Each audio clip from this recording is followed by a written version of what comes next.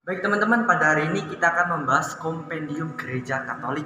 Kita mulai pada kompendium Gereja Katolik yang pertama, yaitu dari kompendium Gereja Katolik nomor 44 yang berbunyi, apakah misteri iman dan hidup Kristiani?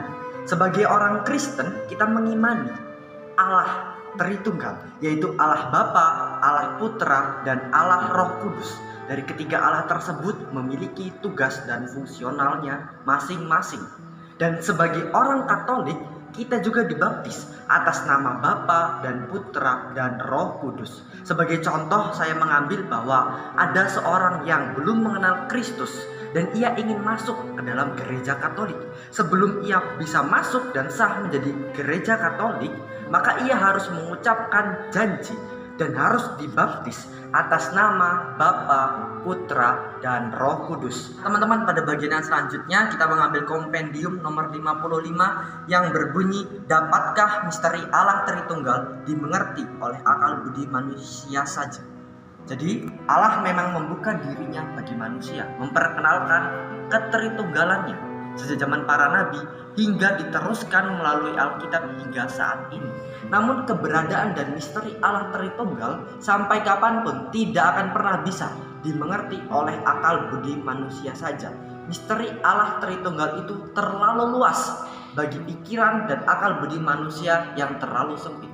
Sebagai contoh, ada seorang dokter yang memang mempelajari teologi. Namun sampai kapanpun dokter tersebut tidak akan pernah bisa benar-benar mengerti adanya dan misteri Allah Tritunggal. Dan misteri Allah Tritunggal itu sampai kapanpun tidak dapat ditembus atau ditemukan jawaban yang sebenarnya. Baik teman-teman, pada bagian yang terakhir kita mengambil kompendium nomor 47 yang berbunyi, siapakah Roh Kudus yang diwariskan oleh Yesus Kristus?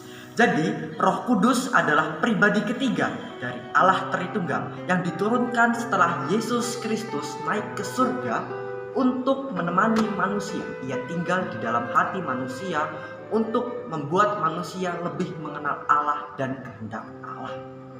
Sebagai contoh, ada seorang anak yang begitu taat berdoa. Maka Roh Kudus tinggal di dalam hatinya. Roh Kudus menuntun anak itu untuk semakin baik setiap harinya. Menuntun, menemani anak tersebut dikala anak tersebut sedang sedih. Karena ketika sedih, anak tersebut berdoa kepada Allah. Ia merasakan hadirat Allah. Dan disitulah Roh Kudus bekerja atas anak tersebut. Terima kasih.